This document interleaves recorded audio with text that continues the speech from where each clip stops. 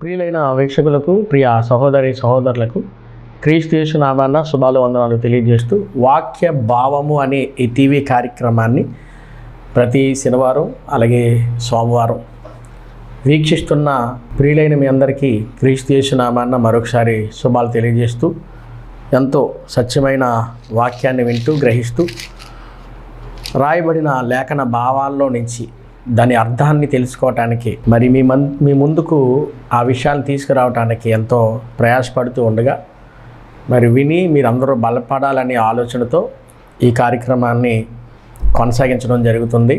తండ్రి అయిన దేవునికి, ప్రభు అయిన యేసుక్రీస్తు వారి ద్వారా తరతరాలలో యుగాలలో మహిమ ఘనత ప్రభావములు ఎల్లప్పుడూ ఆయనకే చెందునుగాక. ఆమేన్. చాలా సంతోషం. దేవుని విలువైన శ్రేష్టమైన మాటలే మనల్ని బలపరుస్తాయి, మనల్ని నిలబెడతాయి.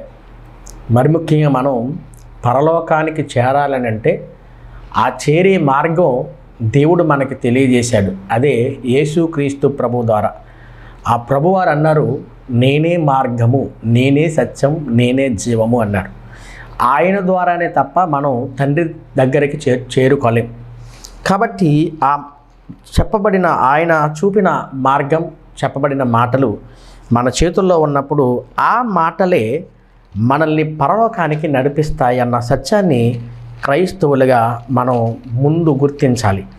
యోహాను సువార్తలో 5వ అధ్యాయము 39వ వచనంలో రాయబడిన మాటలో దాగి ఉన్న భావం ఏంటంటే, లేఖనముల యందు మీకు నిత్య జీవము కలదు అని తలంచుచు వాటిని పరిశోధించుడి అని రాయబడి. బైబిల్ గ్రంథంలో రాయబడిన లేఖనాలే మనల్ని నిత్య జీవానికి నడిపిస్తాయి. ఎవరయ్యా ఈ లేఖనాలు చెప్పిందంటే సాక్షాత్తు యేసుక్రీస్తు ప్రభు. అందుకని ఆయన ద్వారా, ఆయన చెప్పిన మాటలను బట్టి, ఆయన అడుగు జాడల్లో నడుచుకుంటేనే మనం పరలోకం చేరుకుంటాం. ఇప్పటికీ కూడా చాలామందికి తెలియలేని ఒక అపోహ ఏంటంటే, చనిపోయిన వ్యక్తులు తిరిగి బ్రతకలేరు అని. అందుకని ఈ సమాజంలో ఎప్పటి నుంచో ఇదే భ్రమలో బ్రతుకుతూ ఉన్నవారు ఎందరో ఉన్నారు. ఎందుకంటే బ్రతుకున్నంత కాలం మన మధ్య ఉంటారు, చనిపోయిన తర్వాత వారు మన మధ్య నివసించరు. వారి దేహాన్ని మనం మట్టిలో పెడుతున్నాం, వారి దేహాన్ని మనం కాల్చేస్తున్నాం, కానీ అందులో ఉన్న ఆత్మ వెళ్ళిపోతుంది. అది కనబట్టలేదు కాబట్టి, ఎక్కడికి వెళ్తుందో మనుషులకి తెలియలేదు కాబట్టి పొరపాటు పడుతున్నారు. అందుకని బైబిల్ గ్రంథంలో ఎన్నో విషయాలు మనకి తేటతల్లం అవుతూ ఉంటాయి. ప్రసంగి గ్రంథంలో కూడా మాట్లాడుతూ, ప్రసంగి గ్రంథం 10వ అధ్యాయంలో 14వ వచనంలో, కలగబోవున్నది ఏదో మనుషులు ఎరగక ఉండినను బుద్ధిహీనులు విస్తారముగా మాట్లాడుదురు. నరుడు చనిపోయిన తర్వాత ఏమి జరుగునో ఎవరు తెలియజేతురు. అంటే చనిపోయిన తర్వాత మనుషులు తెలుసుకోవాలి, అది ఎవరు తెలియజేస్తారో అని ప్రశ్నిస్తున్నాడు. అది ఖచ్చితంగా క్రైస్తవుడు తెలియచేయాలి. ఇంకా చెప్పాలంటే ఇదే ప్రసంగి గ్రంథం 6వ అధ్యాయం 12వ వచనంలో కూడా మనం చూడగలిగితే ఇక్కడ ఒక మాట అంటున్నాడు, నీడ వలె తమ దినములన్నీ వ్యర్థముగా గడుపుకున్న మనుషులు బ్రతుకునందు ఏది వారికి క్షేమకరమైనదో ఎవరికి తెలియను. వారు పోయిన తర్వాత ఏమి సంభవించునో వారితో ఎవరు చెప్పగలరు. పోయిన తర్వాత, చనిపోయిన తర్వాత మరొక బ్రతుకుందా అని అంటే లోకం అంటుంది బ్రతుకు లేదు అంది. క్రీస్తు ప్రభు అన్నాడు బ్రతుకుంది అన్నాడు. నా మాటలు ఆత్మయు జీవమునై ఉన్నది అన్నాడు.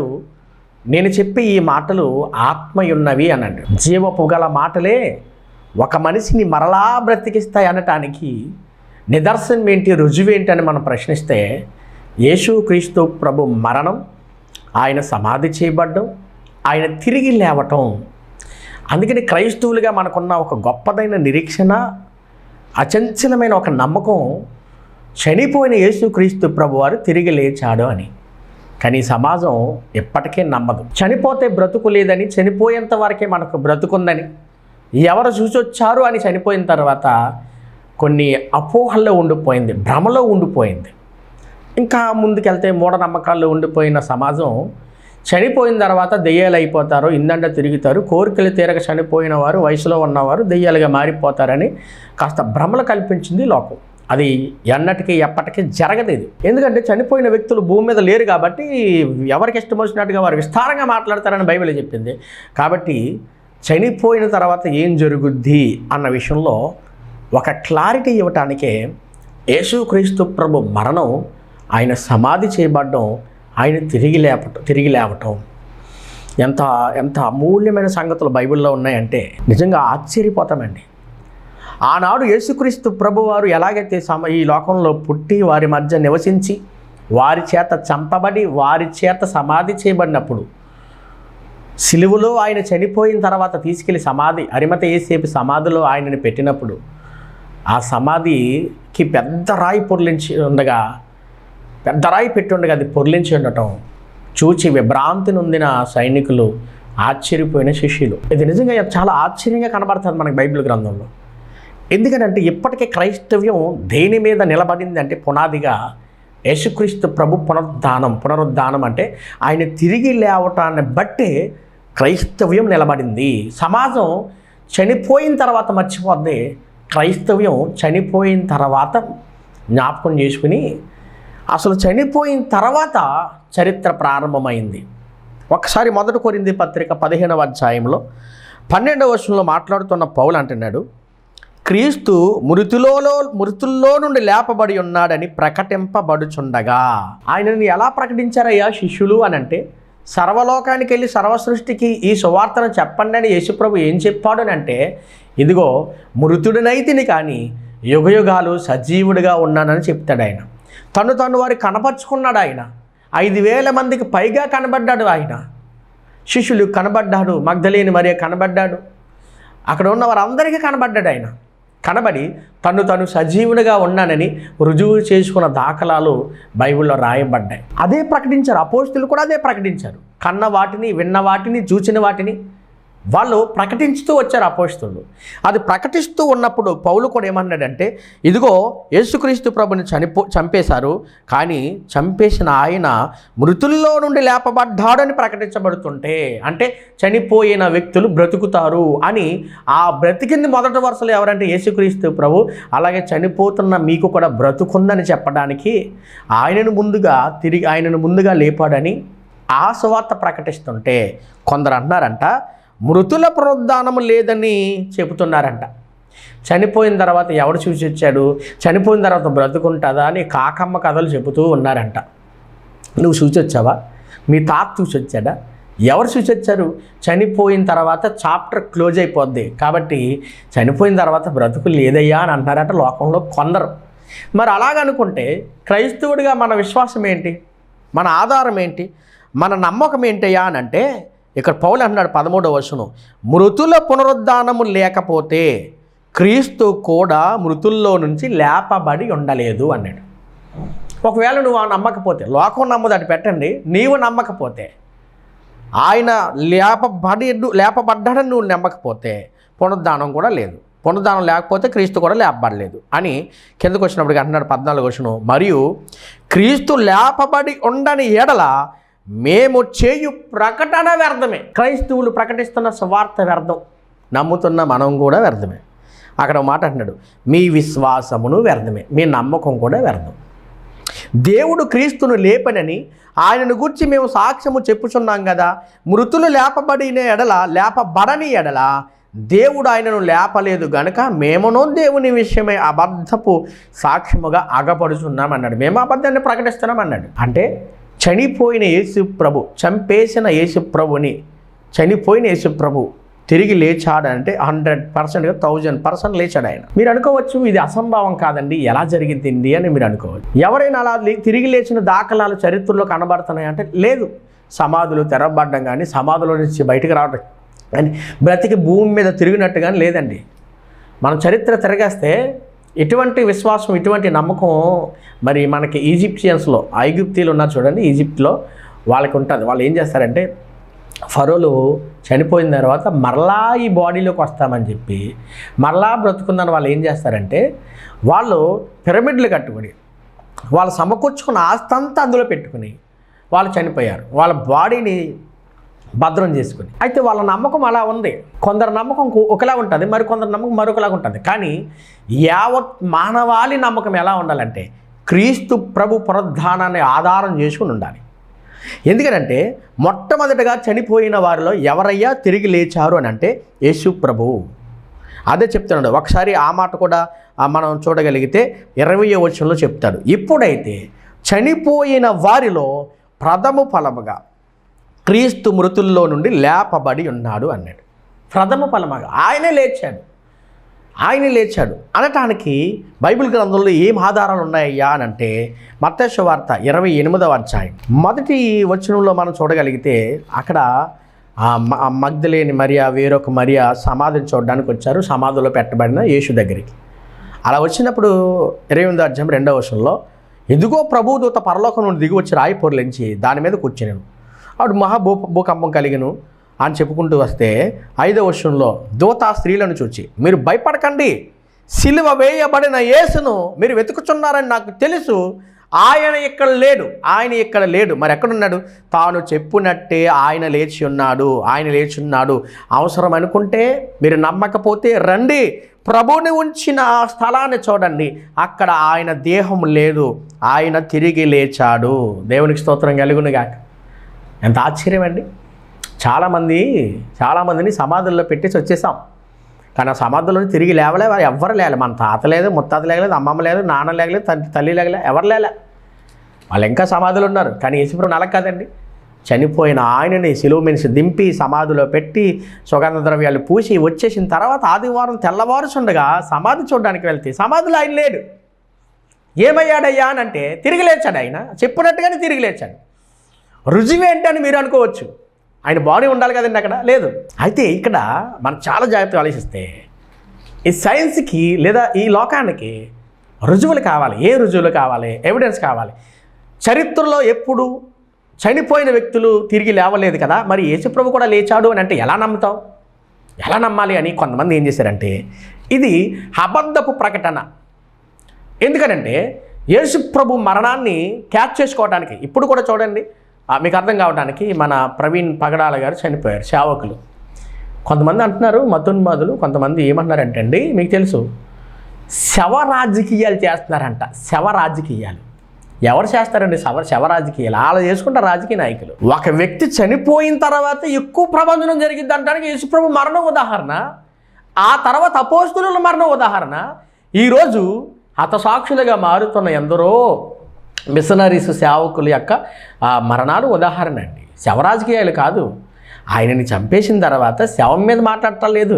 ఎందుకు చంపారని ప్రశ్నిస్తున్నారు, ఎవరు చంపారని అడుగుతున్నారు, ఎందుకు చంపారని కనిపెడుతున్నారు. కారణం తెలియకుండా మనం మాట్లాడడం. మరొక విషయం చెప్తున్నాను, ఏ క్రైస్తవుడైనా సైలెంట్గా ఉంటాడు, ఎందుకంటే ఇవన్నీ నెరవేరాలి అని. కానీ ఒక విషయం ఏంటంటే ఎవరు చంపారు, ఎలా చంపారు, ఎందుకు చంపారనే ప్రశ్నకి సమాధానం రావాలి కదా.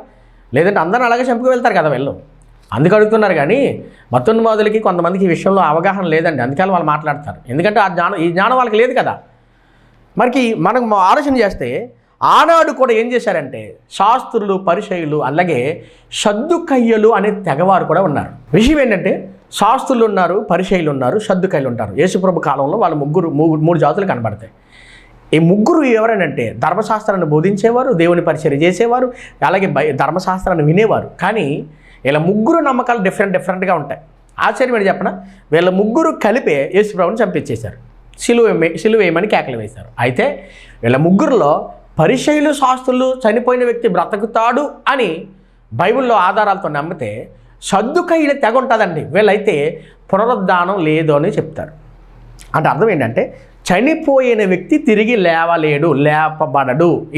ఇది సత్యం. ఎందుకంటే ఈ జీవితం ఎక్కడితో ముగిసిపోతుంది. కాబట్టి ఇక్కడితో ముగిసిపోయిన జీవితంలో చనిపోయిన వ్యక్తి ఎలా బ్రతుకుతాడు అనే ప్రశ్న వాళ్ళకుంటే ఇదే ప్రశ్న పట్టుకెళ్ళి యేసుప్రభుని కూడా అడిగారు. యేసుప్రభుని కూడా నిలదీశారు. వాళ్ళు ఏమన్నారు ఒకసారి మనం చూడగలిగితే మార్కు సువార్త 12వ అధ్యాయంలో 18వ వచనం చూడగలిగితే పునరుద్ధానం లేదని చెప్పేది సద్దుకయ్యలు అన్నాడు. చూడండి, పునరుద్ధానము లేదు, చనిపోయిన వ్యక్తులు తిరిగి బ్రతకరు అని చెప్పే సద్దుకయ్యుల తెగ. వీళ్ళకి ధర్మశాస్త్రం తెలుసు, వీళ్ళు విశ్వాసులే, ధర్మశాస్త్రం యూదులే, వీళ్ళు ఇజ్రాయేలీలే. ఈ తెగ ఎటువంటిదంటే పునరుద్ధానం లేదని చెప్పే సద్దుకయ్యలు. మీకు అర్థం కావడానికి విషయం చెప్తాను. క్రైస్తవ్యంలోనే వివిధ డినామినేషన్స్, అలాగే వివిధ నమ్మకాలు. ఒకరి నమ్మకం ఒకరికి ఉండదు, మరొక నమ్మకం మరొకరికి ఉండదు. కానీ బైబిల్ అంతా ఒకటే, పరిశుద్ధాత్మ ఒక్కడే. నేను నమ్మింది వేరే వాళ్ళు నమ్మడు, వేరే వాళ్ళు నమ్మింది వేరే వాళ్ళు నమ్మరు. ఎందుకంటే మనలోనే ఇన్ని డిఫరెన్స్ ఉన్నాయి. మనలో ఇప్పుడు ఎలాగున్నాయో ఆ రోజుల్లో కూడా యేసుప్రభు కాలంలో కూడా ఈ సద్దుకాయలు తెగ ఉంది. వీళ్ళు ఎవరంటే పునరుద్ధానం లేదని చెప్పే సద్దుకాయలు. వీళ్ళు ఒకనాడు యేసుప్రభు దగ్గరికి వచ్చారు, బ్రతుకున్నప్పుడు వచ్చి ఆయన అడుగుతున్నారు. ఆయన వద్దకు వచ్చి, బోధకుడా 19 వచ్చును, తన భార్య బ్రతుకుండగా ఒకడు పిల్లలు లేక చనిపోయినప్పుడు వాని సహోదరులు వాని భార్యను పెళ్లి చేసుకుని తన సహోదరునికి సంతానం కలిగజేయాలని మోసే చెప్పాడు కదా. అంటే అర్థం ఏమిటని మీకు సింపుల్గా చెప్తున్నాను. ఒక వ్యక్తి ఉన్నాడు, పెళ్ళయింది, భర్త చనిపోయాడు, ఆమె భార్య ఉండిపోయింది. ధర్మశాస్త్రం ప్రకారంగా ఏం చేయమన్నాడు? వాళ్ళ తమ్ముడు పెళ్లి చేసుకోమన్నాడు, సంతానం కలిగజేయాలి. ఒకవేళ అతను కూడా చనిపోయాడు, తర్వాత తమ్ముడు చేసుకోవాలి, అతను కూడా చనిపోయాడు, అలాగా సంతానం కలిగజేయటానికి వాళ్ళు ఏంటంటే ఒకరి తర్వాత ఒకరు చనిపోతే ఆ ధర్మాన్ని నెరవేర్చడానికి వారు పెళ్లి చేసుకోవాలి. అలా 7 వచ్చినప్పటికీ 7 చనిపోయారంట. చూడండి 22వ వచనంలో, ఇట్లు 7 సంతానం లేక చనిపోయారు, అందరి వెనక ఆ స్త్రీ కూడా చనిపోయింది. ఇప్పుడు చెప్పు, ఆవిడ తిరిగి లేచిన తర్వాత ఈ 7 ఎవరికి భార్యగా ఉంటుంది అని చెప్పారు. ఈ 7 ఈమె ఎవరికి భార్యగా ఉంటుంది? మొదటి వాడిక, రెండో వాడిక, మూడో వాడిక, నాలుగో వాడిక? వీళ్ళ డౌట్ ఏంటంటే అందరికీ భార్యగా ఈవిడ ఉండాలంటే కుదరదు కదా. కాబట్టి పునరుద్ధానం లేనే లేదు, అదొక పోహ, అదొక అపనమ్మకం. కాబట్టి ఈ విషయంలో పునరుద్ధానం లేదని మేము గట్టిగా నమ్ముతున్నామని చెప్పేసి ఏదో ఒక స్టోరీ పట్టుకొచ్చి ఆయన చెప్పారు. అప్పుడు ప్రభు అంటున్నాడు 24వ వచనంలో అంటున్నాడు, అందుకు యేసు, మీరు లేఖనములను కానీ దేవుని శక్తిని కానీ ఎరగకపోవటం వలనే పొరపాటు పడుతున్నారు. మీకు తెలియట్లేదు, దేవుని శక్తి అర్థం కావట్లా. నిజంగా తెలియదండి. మనకేం తెలుసు? దేవుని శక్తి తెలుసా? తెలీదు. అసలు ఆయన ఎవరు అనుకుంటున్నారు? అసలు దేవుడు అంటే ఎవరండి? అసలు ఆయన ఉండే లోకం ఎలా ఉంటుంది? ఆయన ఆలోచనలు ఏంటి? ఆయన ఏం చేస్తాడు, ఏం చేయగలడు ఆయన? ఇది అర్థం కాకుండా లేఖనాల్లో కొన్ని అపార్థం చేసుకుని పొరపాటు పడుతున్నారు అన్నాడు. చూడండి, మీరు లేఖనములను కానీ దేవుడి శక్తిని కానీ ఎరగకపోవటం వలన పొరపాటు పడుతున్నారు. వారు మృతుల్లో నుండి లేచినప్పుడు, చనిపోయిన తర్వాత తిరిగి లేస్తే పెండ్లి చేసుకోరు, పెండ్లికి ఇయ్యబడరు. కానీ పరలోకానికి చేరుకున్న వాళ్ళు పరలోకంలో ఉన్న దూతల వల్లే ఉంటారు అని చెప్తున్నాడు. అయినా మీకు అర్థం కాని విషయం ఏంటంటే, ఓ సద్దుకాయలారా, పునరుద్ధానం ఉంది, చనిపోయిన వ్యక్తులు బ్రతుకుతారు అనటానికి ఆనాడు మీ పితరుడైన అబ్రహాం చనిపోయాడు, యాకోబు చనిపోయాడు, ఇస్సాకు చనిపోయాడు కదా. మరి వాళ్ళు చనిపోయిన తర్వాత కూడా వాళ్ళ గురించి దేవుడు ఏమన్నాడు? నేను చూడండి 27వ వచనంలో, ఆయన సజీవుల దేవుడు కానీ మృతుల దేవుడు కాదు కదా. అందుకనే ఆ పొదను కూర్చిన భాగంలో మోషే గారితో మాట్లాడుతున్నప్పుడు దేవుడు ఏమన్నాడు? చనిపోయిన అబ్రహాము దేవుడును, చనిపోయిన ఇస్సాకు దేవుడును, చనిపోయిన యాకోబు దేవుడిని అంటే అర్థం ఏంటి? వాళ్ళు ఇంకా బ్రతికున్నారనే కదా, పరదేశంలో ఉన్నారనే కదా. ఇంకా మీకు అర్థం కావట్లేదా? పొదను కూర్చిన భావం మీరు తెలుసుకోండి. లేఖనాల్లో ఏముంది? దేవుని శక్తిని మీరు తక్కువ అంచనా వేయొద్దు. పరలోకంలో ఉన్న దూతల వల్లే ఉంటారు. అర్థం ఏంటంటే పరలోకంలో ఎక్కడున్నట్టుగా పెళ్ళిళ్ళు చేసుకోర్రా నాయన అని చెప్పేసాడు. ఈ మధ్యకాలంలో కొన్ని బాధలు కూడా మనం వింటున్నాం. ఇక్కడ గనక దేవుని పక్షాన్ని ఎవరినైనా చంపితే స్వర్గంలోనంట 70 మంది కన్నికలతో ఎంజాయ్ చేస్తాడంట. ఇక్కడ లేని సుఖం పరలోక స్వర్గంలో ఉంటుందని నమ్ముతున్నారండి వేరే మతాలు. ఇక్కడ లేని సుఖం 3 రాణులు ఉంటారంట, వాళ్ళ దగ్గర ఉంటుందంట. ఏంటండి ఇవన్నీ?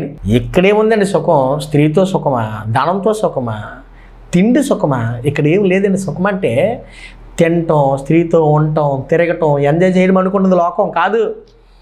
అసలు సుఖం అనే పదం మన దగ్గర అప్లై చేయకూడదండి. నెమ్మది, సమాధానం అనేది ఇక్కడ లేదు. తండ్రి దగ్గర ఉంది, దేవునితో ఉంది, దేవుని దగ్గర ఉంది, పరలోకంలో ఉంది అసలైన జీవితం. అక్కడ ఇక్కడలా ఉండదు. ఇక్కడ అంటే అర్థం ఏంటి? ఇక్కడ పెళ్లిళ్ళు చేసుకోవటం, పిల్లలకి అంటాం, ఆకలికి అలమటిస్తాం, సూర్యుని వేడి తగిలితే మనం నీరసించిపోవటం, బలం లేక సత్తువు లేక చనిపోవటం. చూసారు, ఇవన్నీ బాధలు ఎక్కడున్నా కానీ పరలోకంలో ఉండవు. ఒకటే డిక్లేర్ చేశాడు ప్రభు, మీరు అనుకున్నట్లుగా పరలోకంలో ఉండదు, తిరిగి లేచిన తర్వాత పెళ్ళిళ్ళే ఉండరు నాయన అనేసాడు. అయినా వాళ్ళకి అర్థం కాల. లేఖనాలు రుజువులు చేశాడు, దేవుని శక్తిని కనబర్చాడు, అయినా అర్థం కాల. అలా అర్థం కానప్పుడు ఈ బ్యాచ్లా ఉంటే యేసు ప్రభుని సిలువలో చంపేశారు, ఆయన తీసుకెళ్ళి సమాధి చేశారు. అయితే సమాధిలో పెట్టిన తర్వాత అరిమత యేసేపు వెళ్ళి ఆయన దేహాన్ని అడిగి ఆయన సమాధిలో, కొత్త సమాధిలో పెట్టడానికి పర్మిషన్ అడిగితే పిలాతు అక్కడ ఉన్న అధికారులు అనుమతిస్తే ఆయన సమాధిలో పెట్టగానే ఈలోపు ఏం చేస్తారు? ఈ పరిసయ్యులు, ఈ శాస్త్రులు తెగెళ్ళి ఏం చేశారో తెలుసా? ఒకసారి మత్తయి సువార్త 27వ అధ్యాయం, మత్తయి సువార్త 27వ అధ్యాయం 62వ వచనంలో, మరణాడు అనగా సిద్ధపరచు దినమునకు మరుసటి దినమున ప్రధాన యాజకులు పరిసయ్యులు పిలాతు వద్ద కూడి వచ్చి, అయ్యా ఆ వంచకుడా యేసు ప్రభు? అలా అర్థమైందా వాళ్ళకి? అవును, అలా వంచన చేశాడా? అలా వశపరిచేసుకున్నాడా? కాదండి. సత్యము, జీవము, వెలుగు అన్నీ ఆయనేనండి, మార్గము ఆయనేనండి. అర్థం కాలేదు వాళ్ళకి, ఈరోజు అర్థం కావట్లేదు కొందరికి. కాబట్టి వాళ్ళు అన్నారు, అయ్యా ఆ వంచకుడు బ్రతికున్నప్పుడు, ఇప్పుడైతే చనిపోయాడు, బ్రతికున్నప్పుడు మాతో చెప్పిన మాట మాకు గుర్తుంది. ఏంటంటే 3 దినములైన తర్వాత నేను లేచేదనని చెప్పినది మాకు జ్ఞాపకం ఉంది. ఆశ్చర్యం ఏంటంటే వీళ్ళకి గుర్తుందంట యేసుప్రభు చెప్పిన మాట. ఏంటన్నమాట? నేను 3వ దినాన తిరిగి లేస్తా. ఆ మాట మాకు గుర్తుంది. కాబట్టి 64 అధ్యాయం మత్తయి సువార్తలో 3వ దినము వరకు సమాధిని భద్రము చేయి ఆజ్ఞాపించుము, వాని శిష్యులు వచ్చి వాని ఎత్తుకుని పోయి ఆయన మృతుల్లో నుండి లేచనని ప్రజల్లో చెప్పుదురేమో, అప్పుడు మొదటి వంచన కంటే కడపటి వంచన మరీ చెడ్డదై ఉండనని చెప్పిరి. అంటే అర్థం ఏంటండి?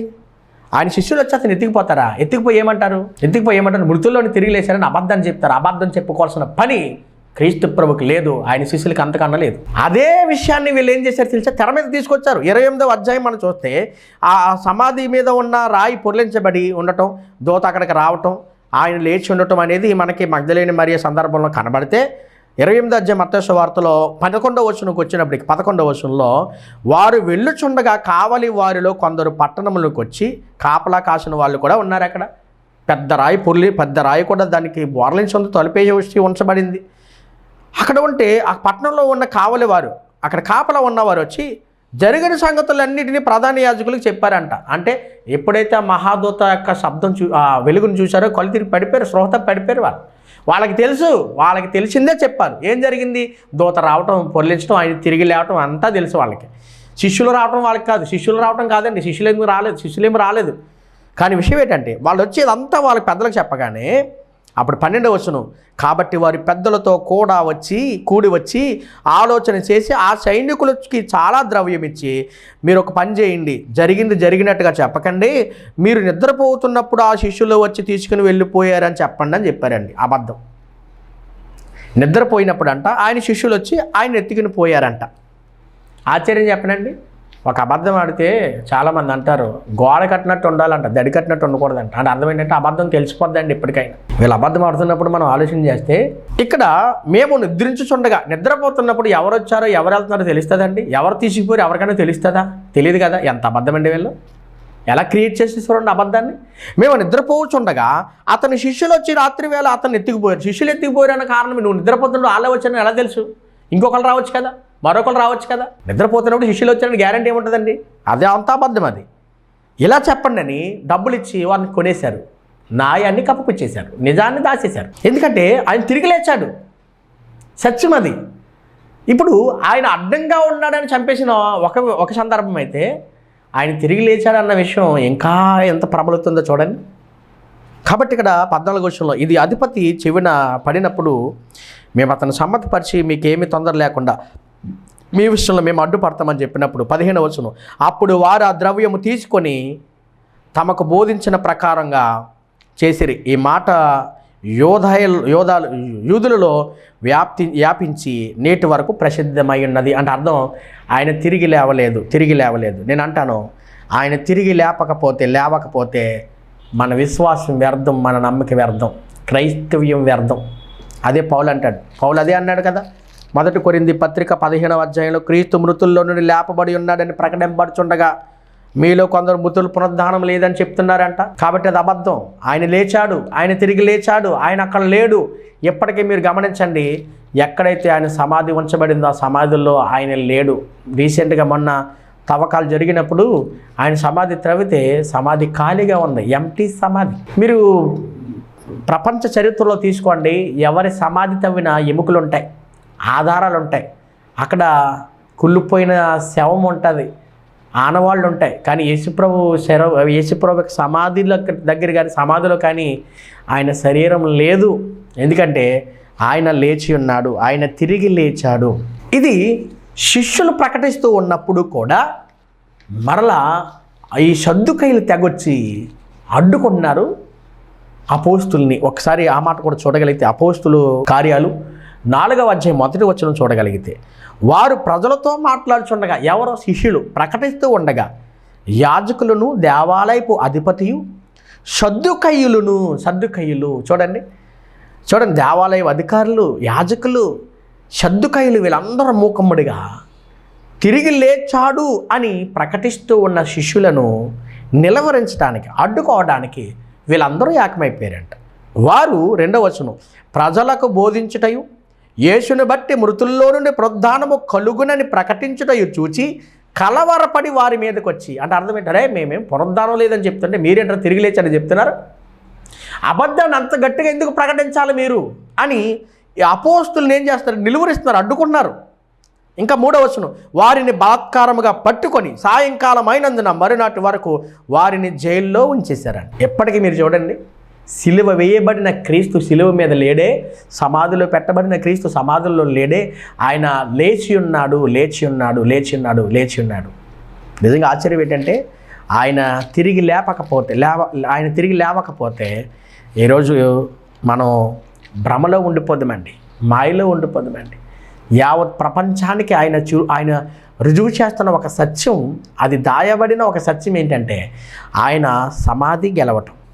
ఇది జరగదు, ఇది జరగని పని అని అనుకుంటున్నప్పుడు మృతులు చనిపోయిన తర్వాత ఏం జరుగును అంటే ఏం జరుగుద్ది, ఖచ్చితంగా తిరిగి లేస్తారు, తిరిగి బ్రతకగలరు అని చెప్పడానికే యేసు ప్రభు యొక్క మరణాన్ని, ఆయన సమాధిని, ఆయన పునరుద్ధానాన్ని మనందరికీ రుజువుపరుస్తున్నాడు అని బైబిల్ గ్రంథంలో రాయబడిన ఎంత అద్భుతమైన మాటలండి ఇవన్నీ. ఒకసారి అపోస్తుల కార్యాలు 17వ అధ్యాయం 31వ వచనంలో రాయబడిన మాట మనం చూడగలిగితే, ఎందుకనగా తాను నియమించిన యేసుక్రీస్తు చేత నీతి అనుసరించి భూలోకమునకు తీర్పు తీర్చబోయేడు ఒక దినాన్ని తండ్రిని దేవుడు నిర్ణయించి ఉన్నాడు. మృతుల్లో నుండి ఆయనను లేపినందున దాన్ని నమ్మటానికే మృతుల్లో నుండి తిరిగి లేపాడంటే అర్థం ఏంటి, మృతుల పునరుద్ధానం ఉందని నమ్మాలి. దీనికి అందరికీ ఆధారము కలిగి చేసి ఉన్నాడు. దేవునికి స్తోత్రం కలుగును గాక. ఆధారం ఏంటి, చనిపోయిన వ్యక్తులు బ్రతుకుతారంటే యేసుప్రభు సమాధి, యేసుప్రభు పునరుద్ధానం. ఆయనని చంపేశారనేది ఎంత వాస్తవమో, ఆయనని సమాధి చేశారనేది అంతే వాస్తవం. ఆ సమాధి గెలిచాడు అనేది కూడా అంతకన్నా వాస్తవం అండి. ఇంకేం కావాలి రుజువు, చనిపోయిన తర్వాత బ్రతుకుతారు అనటానికి. అందుకని క్రైస్తవులుగా మనం చనిపోయిన తర్వాత బ్రతుకుంది అనటానికి ఖచ్చితంగా నమ్మి తీరాలి. ఆ పునాది మీదే నిలబడాలి. అలా నిలబడగలిగితే మనము మరింత నిత్యమైన లోకానికి, ప్రభు రాకడకి ఎదురు చూస్తే సమాధులోకి వెళ్ళిన మనం తిరిగి ఆయనతో పాటు బ్రతికింపబడి సమాధుల నుంచి బయటకు వచ్చి ఆయన ఎలాగైతే తిరిగి లేచాడో మనం కూడా అలాగే తిరిగి లేస్తామనే నమ్మకంతో ఉంటే, తెస్సలోని పత్రికలో పౌలు అంటాడు, నిద్రించుచున్న వారిని గూర్చి అని మాట్లాడుతూ క్రీస్తు ప్రభు ఎలా మృతుల్లోని తిరిగి లేచాడో అలాగే మనము కూడా సమాధి చేయబడుతున్న, తిరిగి లేపబడతాం. ఆయనే మనం తిరిగి లేపుతాడు అని, తిరిగి పడతామని నమ్మి తీరాలి. ఈ సత్యం లోకానికి తెలియదు, కనుమరుగైపోయింది. కాబట్టి విన్న మనమందరం ఆ పునాది మీద నిలబడదాం, ఆ విశ్వాసంతో బలంగా ఉందాం, క్రీస్తు పునరుద్ధానాన్ని గట్టిగా నమ్ముదాం. కాబట్టి ఈ మాటలన్నీ మన హృదయంలో భద్రపరుచుకుందాం. వినిపించిన మాటలకే దేవునికి స్తోత్రాలు చెల్లిస్తూ, శ్రద్ధగా ఉన్న మీ అందరికీ ప్రత్యేకమైన వందనాలు తెలియజేస్తూ ప్రార్థన చేద్దాం. దయగలిగిన మా తండ్రి, కృపగలిగిన దేవా, పరిశుద్ధుడా స్తోత్రాలు. నీ సన్నిధిలో ప్రభా ఇన్న ఈ వాక్యాన్ని బట్టి ప్రభా, అవునయ్యా, లోకం చనిపోతే బ్రతుకు లేదని భ్రమలో ఉంది. కానీ క్రైస్తవులుగా మాకు ఒక నమ్మకాన్ని ఇచ్చారు, ఒక విశ్వాసాన్ని ఇచ్చారు, ఒక ధైర్యాన్ని ఇచ్చారు. అవును ప్రభా, క్రీస్తు ప్రభు మృతుల్లో నుండి తిరిగి లేపబడడం వలన మరింత విశ్వాసంతో ఎదురు చూడడానికి, మేము కూడా చనిపోయిన తర్వాత మరో బ్రతుకుందని విశ్వసించడానికి ఆధారం చేశారయ్యా స్తోత్రాలు, రుజువుని కనపరిచారయ్యా స్తోత్రాలు. విన్న వాక్యాన్ని బట్టి నీ బిడ్డల మనసుల్లో దృఢపరచండి.